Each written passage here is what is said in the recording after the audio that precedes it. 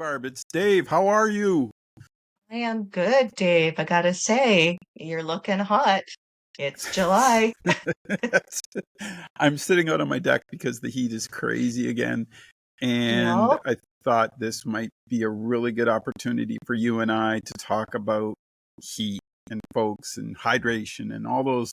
We do this yearly, but it's critical and folks got to understand it. The value of making sure your body's comfortable in the heat, taking care of yourself at this time of year is critical, especially as we age, right? Barb, me and you aren't getting any younger. Let's face the facts. We're not. We're not. We may be getting better, but we are not getting any younger. And I mean, that's the whole premise is if we want to age, along with a healthy body, a healthy mind, the parameters have to change. There has to be a level of adaptability because we often find that the things that we were doing suddenly aren't serving us enough or the same anymore. And so when we talk about the different challenges that summer weather can provide. And I mean, for those people that have air conditioning, and a comfortable home environment and know enough to have their outdoor time in the gentler hours of the sun, so early in the morning, later in the evening, that type of thing. But then we have, people that don't have air conditioning and don't have good nutrition and they're not drinking enough water. And many other factors are contributing to them just feeling really, really poorly during those summer months. So it is critical, uh, that we have the right level of hydration. But a lot of people think, okay, well, I'll just take that 4 to 6 glasses of water that I'm drinking a day and I'll make it 10, or that their alcohol consumption is making up for their water consumption and those sorts of things. But if their mineral status is not right and their electrolytes get out of balance, they can be experiencing some very life-threatening sorts of symptomology. It can really interfere with the function of the brain and the heart, the energy levels for certain. And so when we see those people that are super hydrated, as opposed to the people that are severely dehydrated, the symptoms can be very much the same. And I often try to explain using the analogy of a glass of water lined up with 7 or 8 more glasses. And the first glass of water being your full body optimized with water and nutrition, and it's got 10 drops of food dye in it. All right, so you can see the color diffuse through that water. But then you take half of that water out, put it in the next glass, top that up with just plain water, and you'll see that the concentration of that food dye is suddenly diluted. Okay, and so you do the same thing as you go down the line. You take half of that water out, put it in the next one, and you top it up with fresh water. And by the time you get to the last glass, there's very little, if any, perceptible dye left in that. So if that's your nutrition and your minerals and your electrolytes, and you're never replacing those through, maybe using an electrolyte supplement or just having a diet that is full of those fresh, healthy, whole foods that have a good source of, nutrition in them, that never gets replaced. Well, that mineral balance and electrolyte balance is what informs your brain, your heart, your body. And so if it's gotten that diluted, then they may be dizzy, they may start swelling up, they may feel confused, they may have, different inflammatory things that go wrong, but you can be certain that they are not going to feel themselves and they are certainly not going to have the motivation or well-being or any sort of ability to function at the level that they would like to function at. I learned a long time ago, I did a 50-mile race and I was drinking. I was doing everything I was supposed to be doing. And my ankles and my hands were swelling. Like Yeah. it was a super hot day. It was one of those crazy races. and it really taught, like, even though you're doing everything right, it's still overpowering. You know what I mean? Like, mind you, we were running. It's a totally different ball game, but at the Right, same time, it was right. such a learning curve. I'm like, what the heck's going on, right? Because everything was swelling. Hmm. But you're right, and I don't think we understood. It's been. I don't think in recent years we finally, in the last 20 years, started to understand what all this is and how it moves through our body and how we need to replace it. A follow-up question, because you mentioned air conditioning, and I want to get your thoughts on this. I know this might be out of your realm, but I want to ask it. I have trouble if I'm in a really frigid air conditioning place and I go outside, I feel like I have lung trouble then. Like I feel like that Right. just hits me, right? And it really Yeah, becomes hard. And I think two things here. I think maybe growing up we never had air conditioning. yeah. So you adapted. And then all of a sudden when as your life goes on and you start having it more, it seems to really affect your chest area. Is that legit? Like I've heard other people tell me this as well, and I kind of like, wow, Hmm. that you got to do that transition a little easier, right? Yeah, yeah. There is a lot that can be driven by. For some people, walking outdoors, they're suddenly exposed to a lot of pollens and Yes, molds. There's definitely a vast difference to the humidity. right. And so That's those little tiny hairs that are within the lungs and the bronchial tubes and all of that, they going from almost a dehydrated right. That's yeah, environment that's quite cool and plunging into that wet, hot sort of air mass, that can be a huge adjustment for people, especially if they already have a propensity or yeah, sensitivity within their upper or lower respiratory system. So it is something that making sure that there's a transition or a gentleness. I mean, in the wintertime, you don't just walk out the door in the clothes that you're wearing in the house. You're good point. generally putting on other layers. You may be putting on a scarf, just so that that cold air, because anybody with asthma or other breathing issues, that other transition from, the canned air of our house that's warm going out into the cold air is also really, really difficult for a lot of people's breathing. So it's understanding that, it's making sure that you're doing it within the gentle hours. But again, your hydration can be a huge factor with that. A lot of people don't realize that the cells of the body, every single cell, there's this intracellular, meaning things going in, and then extracellular, meaning things are coming out. And if our water balance is not correct, then none of the other functions and physiological processes of our bodies can happen properly. And our body is also a very electrical system. So proper water balance and mineral balance is really, really important.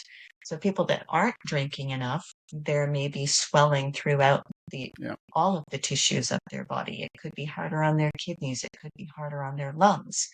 And anytime we get water buildup that's not leaving the cells properly, that might start giving them issues with their heart. Hmm. And they may find dizziness and things like that. So yeah, the air quality is, the humidex, you hear all the warnings, you see all the warnings about the Yep. air quality, and the more dense that air gets, the more that breathability will change for people.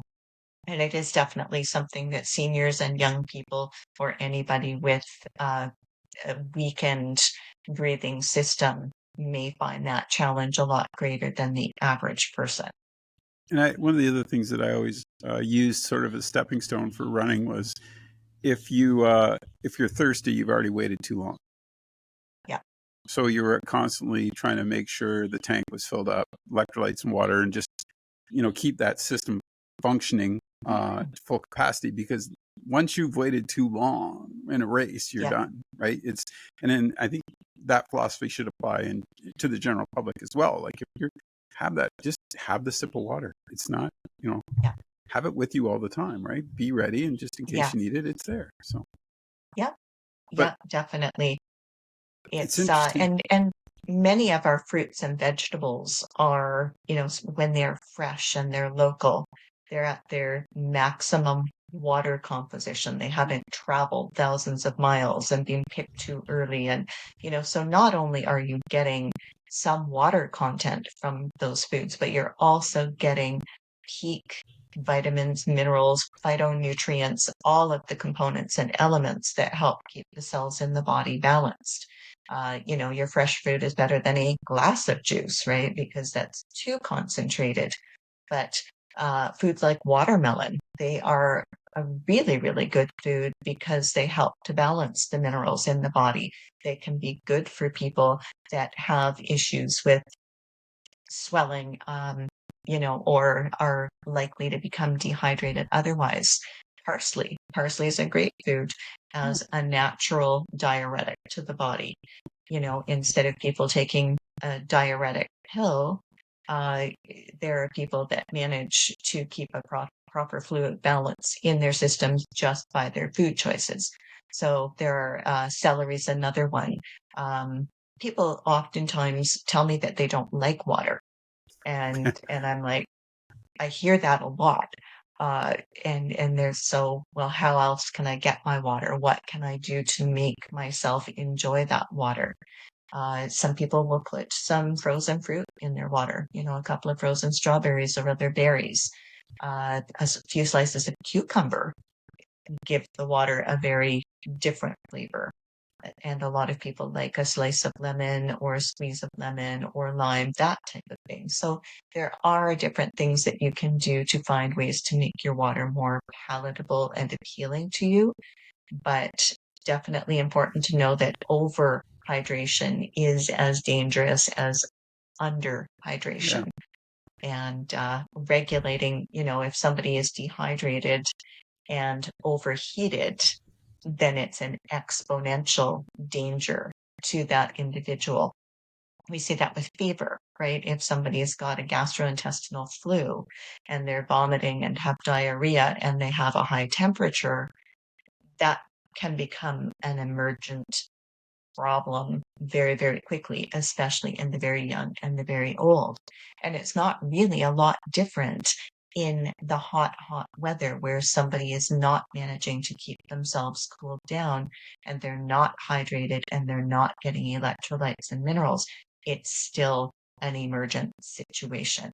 So, if you have a senior family member and you're noticing that their confusion level and you're watching them walk and don't assume it's just because of their age. Don't assume that there is a memory issue or some sort of cognitive decline.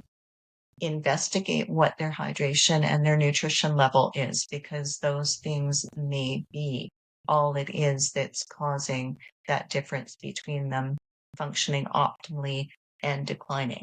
It's really important for people to watch that. uh, so we've talked about water, we've talked about exercise, we've talked about food. What about rest? Is that critical too with the heat? It is. It is. I mean, obviously, mobility is important. It's a use it or lose it sort of situation. But yes, people do need to recognize when they've overdone it in the heat. It is important. Something as simple as having a bucket with water and ice and a cloth that you can dip in it, wring it out, put it at the nape of the neck because you're helping to keep the blood flow to the brain cooled down a little bit. That some people will keep a bucket of cool water that they can put their feet into. So you're cooling your feet and your head. If you don't have air conditioning, what a lot of people will do is take a bucket of water and ice and you put it in front of the fan so Ah, that the yeah. fan is blowing across that. Hmm. And that can be helpful to cool a small area for yourself. But yeah, making sure that you have access to methods, keeping a hat on when you're outside, keeping that sun directly off yourself. If you must be outside, making sure you're taking shade breaks and cooling breaks, because that does become for many people, heat stroke, heat Yep. exhaustion, and sunstroke. All of those things can become very life threatening for all ages very, very quickly, but even more so if that hydration and that nutrition is out of balance as well. a lot of great information today. It's Barb from Hauser, Dover Apothecary and Healthy, Well and Wise. I appreciate you taking the time because I think it's critical that we talk about this every year. People You do. tend to just not realize what the heat's doing to them. And I think you gave us a refresher course on making sure that we stay safe. Mhm. Go to the basement, folks. You don't have air conditioning, get down to the basement where it's nice and cool. Relax, enjoy the day, put on some Yeah. records, read a book. Just take it easy and drink those fluids. Thanks for doing this, Barb. You're very welcome. And as always, I'm a good barometer for the weather. You can see there's a lot of attitude with the hair.